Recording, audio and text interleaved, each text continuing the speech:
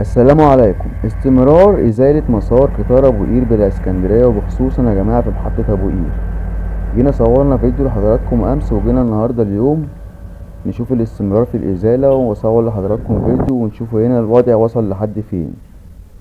وده يا جماعة قطر البضائع واقف اهو، اللي بيتحمل عليه القضبان.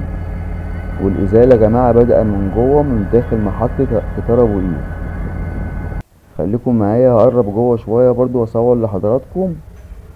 وفي منتصف الفيديو ان شاء الله هقول لحضراتكم معلومات يعني كيف يتم استخدام السكة الحديد القديمة، ولأين تذهب، يعني تروح فين. وكده يا جماعة احنا في اول المحطة قدام حضراتكم اهو، كل ده تم خلعه، والخلع تم البدء فيه من جوه، يعني من جوه المحطة باتجاه بقى ايه المنتزه. وتعالوا نعرف كيف يتم استخدام القضبان القديمة. عندما يتم خلع قضبان القطار يتم إعادة تدويرها أو إعادة استخدامها في الصناعات الأخرى التي تستفيد من الحديد.